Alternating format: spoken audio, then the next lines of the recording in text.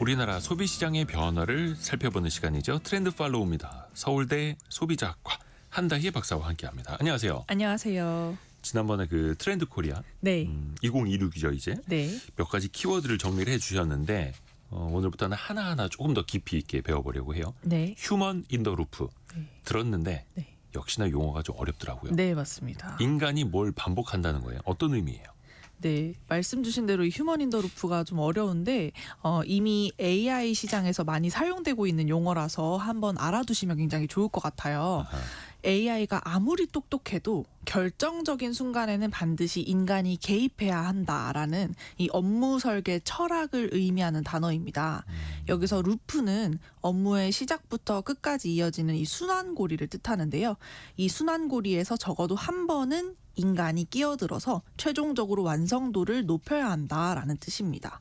요즘 AI에 대한 의존이 정말 커지고 있습니다. 그렇죠. 네, 사실 뭐 부부싸움 하더라도 AI한테 누가 잘못했는지 물어본다 뭐 이런 시대인데 이 AI와 인간이 각자의 강점을 바탕으로 좀 시너지를 내야 할 필요성이 제기된다. 너무 의존만 해서는 안 된다 하는 이런 식의 적극적인 협업이 필요하다는 메시지입니다. AI에게 뭘 맡겨놓더라도 결국에는 사람이 개입을 해야 된다. 네. 어떻게 보면 이제 AI가 대중화 시대, 네. 대중화된 시대에서 우리가 또 잊지 말아야 할 것이기도 하고요. 왜 사람의 개입이 꼭 들어가야 하는가? 이것도 살펴봐야죠. 네, 맞습니다. 이 인간이 AI 업무 처리 의사결정에 이 개입해야 하는 이유는 좀 분명합니다. 통제받지 않은 AI는 재앙을 불러올 수 있기 때문이다라고 말씀드릴 수 있겠는데요. 이런 사건들이 좀 있었어요. 네, 올해 5월에 미국의 한 일간지에서 여름에 여름 휴가 때 읽어야 할 이 도서 목록을 발표한 거예요. 이런 콘텐츠들 많이 보시잖아요. 그쵸. 그런데 이 목록을 이제 독자들이 찾아보니까 추천 도서 15권 중에 진짜 책은 5권밖에 없었던 겁니다. 가짜 책 네. 지어낸 거. 네, 읽지도 않은 책 이름을. 그쵸. 이 10권은 존재하지 않는 가짜 책이었던 걸 이제 알게 되었고, 그래서 해당 언론의 신뢰도가 이제 곤두박질 쳤습니다. 특히 이 기사를 작성한 이 프리랜서 기자는 콘텐츠 전체를 이 생성형 AI로 만들었다라고 실토하기도 해서 더 화제가 됐었는데요. 이 사건은 AI가 만들어낸 그럴듯한 이 거짓 정보, 이 환각이 공식력 있는 매체의 명성을 얼마나 쉽게 무너뜨릴 수 있는지를 보여준 사례라고 이어지고 있습니다. 그래서 한 사람이 한 번만 확인해 보았더라면 쉽게 막을 수 있는 일이었는데 이런 사건들이 나타나서 좀 화제가 된 거죠. 일단 그 생성형 AI는 뭐든지 시키는 대로 생성을 하는 게 제1의 업무이기 때문에 네, 지어내려고 하는 게 아직까지 이제 남아 있는 거죠. 네, 또 우리가 잊지 말아야 될 게 AI의 편견, 네. 편향성도 있지 않습니까? 네, 맞습니다. 미국의 한 온라인 교육 기업에서 AI를 활용한 이 채용 시스템을 사용했다고 해요. 그랬더니 이 AI가 55세 이상 여성과 60세 이상 남성 200명이 넘는 지원자들을 자동으로 먼저 1차 탈락시킨 아이고야. 거예요. 네, 그래서 이 고용평등위원회에 피소가 되었는데 그러니까 미국은 네. 성별이나 나이 뭐 이런 것 때문에 채용 안 한다 그러면 여기는 또 법적으로 문제되잖아요. 그렇죠. 소송의 나라이기도 하기 근데 때문에. AI가 네. 그걸 커트했다라고 해서 맞습니다. 이것도 피소가 된 거예요. 네, 그래서 결국 이 기업이 36만 5천 달러의 합의금을 지급하고 이 차별금지 정책을 또 약속해야 했죠. 사실 AI가 학습한 데이터의 편향으로 인해서 발생된 사례이기 때문에 기업이 전부 다 책임을 지는 것이 맞는가 이런 생각을 하실 수도 있는데 아무리 AI가 실행한 자동화된 행위라고 해도 이 고용주는 법적 책임을 벗어날 수 없다라는 점을 명확히 보여준 사례입니다. 그래서 AI 시스템의 이런 기계적인 판단이 만들어내는 사회적 파급 효과와 이 법적 책임이 얼마나 심각할 수 있는지를 보여준 단적인 예죠. 그래서 이런 AI의 오류 현상이 데이터의 품질로부터 비롯되는 경우가 많은데요. 생성형 AI는 인터넷에서 수집한 이 방대한 양의 데이터를 기반으로 학습하는데 네. 여기에 오류가 있거나 아니면 특정 정보가 편향되어 있으면 이런 불완전한 데이터를 좀 그대로 학습해서 좀 문제가 나타나고 있습니다. 결국엔 인간이 만들어 놓은 것들 네. 그 위에서 또 생성을 하는 거니까요. 맞습니다. 그러면 AI랑 일을 할 때 AI를 시킬 때 인간이 그럼 얼마나 많이 개입을 해야 될까요? AI는 인간과 협업할 때 오히려 훨씬 더 생산적이고 창의적인 결과를 도출해낼 수 있죠. 그래서 인간이 이 지혜와 책임을 가지고 인공지능 작업을 해야 한다라고 말씀을 드리고 싶습니다. 그래서 어디에 얼마나 어떻게 개입해야 하는가 이 질문에 대한 사실 정해진 답은 없는데 네. 해당 업무의 성격과 또 인공지능의 역량에 따라서 굉장히 달라질 수 있으리라고 생각이 됩니다. 그 이미 많은 분들이 우리 청취자분들도 AI 서비스 쓰고 계실 거예요. 특히 유료 버전뿐만 아니라 무료 버전도 이젠 괜찮잖아요. 맞아요. 많은 사람들이 그러겠죠. 직장에서도 일상에서도. 네, 맞습니다. 아무래도 청취자분들도 기본적인 뭐 번역 작업을 하거나 아니면 회의록 작성 같은 것들은 요즘 AI를 통해서 많이 활용해 보셨으리라 생각이 듭니다. 최근에는 특히 정보가 굉장히 방대하거나 복잡한 분야에서 이 AI를 많이 보조적으로 활용하고 계신데요. 대표적인 분야가 보험업입니다. 네, 보험업 분야 같은 경우는 수많은 보험 상품이 존재하기 때문에 전문 보험 설계사도 사실 이를 모두 다 파악하기란 쉽지 않은 일입니다. 그래서 인도의 한 보험 플랫폼에서는 15만 명의 보험 설계사들을 위해서 생성형 AI가 이 49개의 보험사 모든 상품 정보를 다 기억하고 고객이 문의했을 때 이 설계사가 이를 AI에게 확인하게 한 거죠.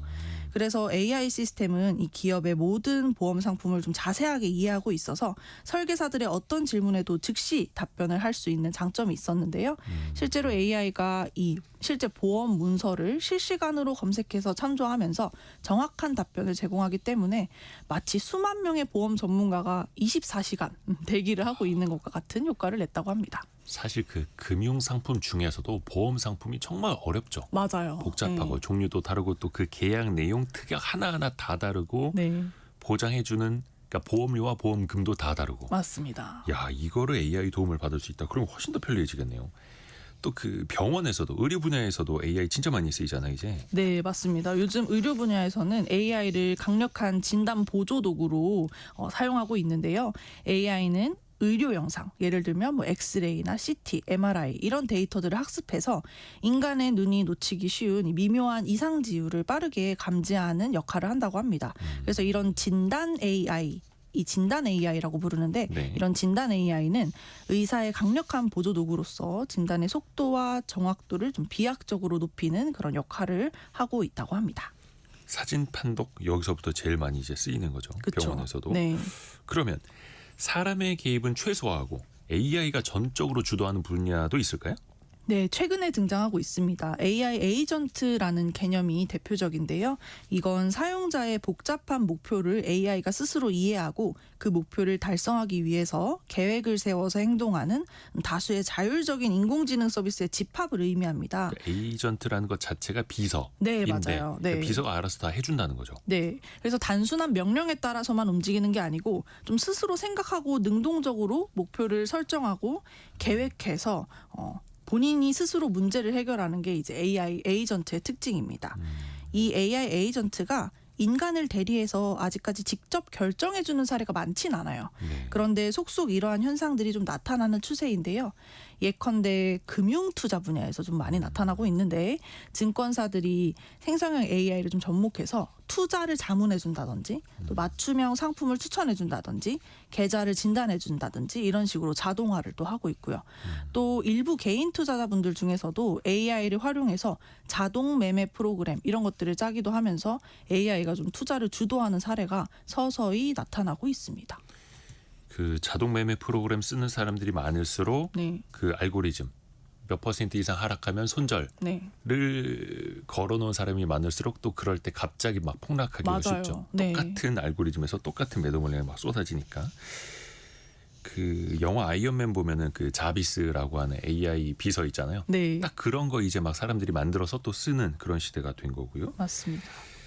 그 영화 티켓이라든지 여행 갈 때 이런 거 예약도 직접 해줄 수 있는 시대. 이것도 이제 머지않았죠. 네, 최근에 구글에서 AI 에이전트가 온라인 쇼핑몰에서 결제까지 할 수 있는 이런 가이드라인을 발표했는데요. 사실 그 전까지는 사람이 직접 결제 버튼을 눌러야 했는데 이 가이드라인에 따르면 AI한테 내 결제 권한을 위임하는 위임장을 쓰는 거예요. 그래서 대신 결제할 수 있는 길을 열어준 셈입니다. 이 위임장, 이 가이드라인이 발표되고 나서 많은 상품 검색이나 가격 비교 단계에 좀 막혀 있던 AI의 역할이 결제까지 확대되게 되면 이커머스 시장 자체가 좀 크게 달라질 것이다라고 전문가들이 전망을 하고 있습니다. 예를 들면 이 AI가 이용자로부터 결제 권한을 확실하게 넘겨받았다는 이런 사인을 하게 되면 네네. 12월 태국 방콕 항공권을 예매해줘. 이렇게 명령을 하면 알아서 명령에 맞는 조합을 찾아내고 위임장을 통해서 실제로 대신 구매를 해주는 거죠. 어떤 가격 레인지에 딱 들어오게 되면. 예. 호텔 별점은 몇 개인데다가 가격은 얼마에서 얼마까지 그쵸. 평점까지도 보고 이렇게 예약해줘 하면은 다 해준다. 네, 맞습니다. 비행기 티켓부터 호텔, 뭐 식사 이런 것까지. 네, 근데 이게 진짜 얼마 안 남은 것 같아요. 네, 맞아요. 근데 이게 지금은 이게 되겠어 싶은데 이미 우리는 스마트폰에다가 내 카드 결제 정보 다 넣고 있으니 맞습니다. 내가 동의만 한다면 또 그게 금방 되겠죠. 아, 이게 또 항상 고민입니다. 휴먼 인더 루프 그 키워드를 바탕으로 우리가 이야기를 하는데 네. 그럼 그 사이에서 인간은 어떤 역할을 해야 할까? 사실 좀 철학적인 질문일 수도 있을 것 같은데요. 네. 어때요? 실제로는? 제가 세 가지 역할을 좀 소개해드리고 싶은데요. 네. 먼저 첫 번째는 인간은 명령자의 역할을 한다. AI 써보셔서 다들 아시겠지만 어쨌든 명령을 하는 사람은 아직까지 인간입니다. 그래서 그렇죠. AI가 따라야 할 규칙이나 목표를 정확하게 명령해주는 명령자의 역할을 AI를 통해서 우리 인간이 하고 있는데 예를 들면 의료 AI에게 암 발병 가능성이 높은 환자를 좀 분류해줘라고 명령을 할 때 네. 목표를 얘기하는 것도 필요하지만 민감한 개인정보는 외부에 전송하지 마라. 하는 이런 보안 규칙을 함께 부여하는 것이 명령자로서 역할로 굉장히 중요하다 하는 거죠. 챙겨야겠네요. 네, 우리는 흔히 목표만 생각하기 좋은데 사실 이런 보안 규칙까지 부여하는 것이 명령자의 역할일 수 있다는 겁니다. 그래서 AI의 작동 범위를 좀 제한하고 잠재력을 효과적으로 활용하기 위한 좀 필수적인 역할이라고 말씀드릴 수 있겠고요. 네. 두 번째는 검증자로서의 역할을 한다. 사실 AI는 아까 뭐 다양한 사건들을 통해서 봤듯이 가치 판단을 아직까지 할 수 없기 때문에 네. 공정성이나 인간의 윤리적인 기준 이런 것들을 좀 우리 인간이 검증자로서의 역할로 해줘야 된다는 거죠. 그래서 AI 채용 시스템이 좀 편향된 결과를 낼 때 인사 담당자가 아 이건 안 돼 이렇게 하면 안 돼. 그렇죠. 예. 체크해야죠. 네, 재평가하고 좀 검증하는 이런 모습들이 필요할 것으로 보여지고요. 마지막으로 결국 인간은 완결자다. AI가 처리할 수 없는 이런 핵심 영역을 담당하고 최종 결과를 책임지는 역할을 한다라고 말씀드릴 수 있겠는데요. 최근에 법률 분야에서 이 AI를 활용하는 예시를 들면 아주 좋은 완결자의 예시가 될 것 같습니다. 요즘 리걸테크라고 해서 법률 분야에서도 AI를 많이 씁니다. 네. 근데 AI는 방대한 양의 법률 조항이나 판례를 빠르게 검색하고 분석해서 변호사의 시간과 노력은 크게 줄어들게 해주지만 인간 변호사가 할 수 있는 또 다른 일이 있다는 거죠. 감정적 교류를 해주고 고객과의 상담이나 그렇죠. 협상을 해준다는 거죠. 그래서 이런 인간의 완결자로서의 역할이 여전히 필요한 부분이 참 많기 때문에 네, 이런 완결자로서의 역할도 우리가 주목해야 할 필요가 있다라고 말씀드릴 수 있겠습니다. 6639님이 이번에 챗봇으로 상담을 해보고 세탁기 건조기 구매하셨다고요. 챗봇 그러니까 사람과 상담해 보니까 챗봇보다 훨씬 모르는 부분이 많더라고요. 이렇게. 오히려 AI가 더 낫다고. 근데 항상 인간이 먼저 명령하는 역할, 네. 검증하는 역할, 그리고 완결하는 역할까지 잊지 말아야 한다라는 거고요. 공감과 이해가 필수적인 분야 아까도 이야기해 주셨습니다만 또 변호사 일도 그 중에 하나인데 네. 더 큰 분야도 있지 않습니까? 네, 맞습니다. 예를 들어서 이 사회복지 분야 같은 경우에는 AI 시스템이 취약계층의 복지 신청을 평가하게 되면 AI가 이해하지 못하는 그 사람들 각각만의 특수한 상황의 어려움을 좀 이해할 수 없다. 그래서 이런 필수적인 서비스를 거부하는 일이 발생할 수 있다고 해요.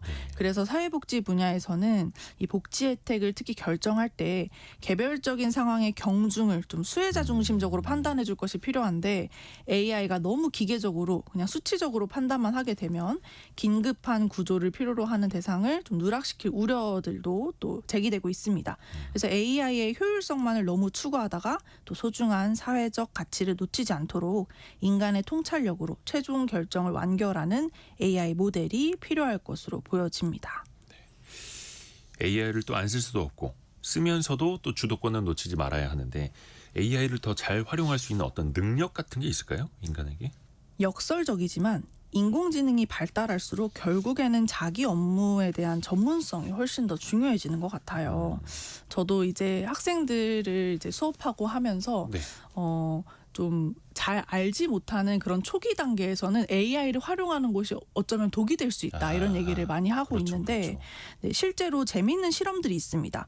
구글과 MIT의 실험에 따르면 네. 이 소프트웨어 엔지니어들은 AI 활용 시에 전문가는 AI의 한계를 잘 알기 때문에 완전히 의존하지 않고 오히려 생산성을 효과적으로 높였다고 해요. 그런데 반면에 초보자들은 이 시간이 갈수록 AI에 오히려 과도하게 의존하는 경향이 생겼고 그래서 AI의 조언 때문에 오히려 정답을 오답으로 바꾸는 이런 실험 결과들이 나타나는 거죠. 예. 내가 자신이 없으니까 모르니까. 네, 맞습니다. 그래서 의존도는 높아졌지만 성과는 오히려 하락하는 이런 모습들이 실제로 실험 결과로 나타나고 있습니다. 또 하버드대 연구에서도 비슷하게 확인이 되는데 고숙련 노동자가 AI를 잘 사용하면 생산성이 40% 향상되었지만 예. 이 저숙련 노동자 또 능력 경계 밖에서 이런 것들을 사용하게 되면 오히려 성과가 19% 감소했다 하는 그런 결과도 나왔고요.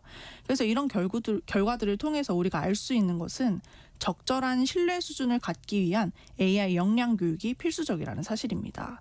AI는 인간을 보완하는 훌륭한 도구이지만 그 한계와 능력을 정확하게 이해하고 자기 업무 역량에 맞는 최적의 활용 방법을 좀 찾아야 하는 것이 굉장히 중요한 부분이 아닐까라는 생각이 듭니다. 이게 AI 에이전트라고 우리가 부르는데 그 에이전트가 비서 아닙니까? 네. 근데 내가 혹은 사장님이 직원들의 역할을 다 알고 있는 것과 그렇죠. 직원들이 뭘 하는지 무슨 역할을 하는지도 모르고 의존만 하는 것과 엄청 차이가 나듯이 맞아요. AI 시대도 똑같습니다. 조광휘님이 저는 개발자인데요. 개발할 때도 AI 이용해서 같이 코딩합니다. 그러니까 이렇게 쓰신다면 훨씬 더 네. 나은 거죠. 그래서 내가 먼저 좀 알고 네. 완결자 역할까지 해야 한다는 거 많이 배웠습니다. 한다혜 박사였습니다. 고맙습니다. 감사합니다. 라디오 정보센터 다녀.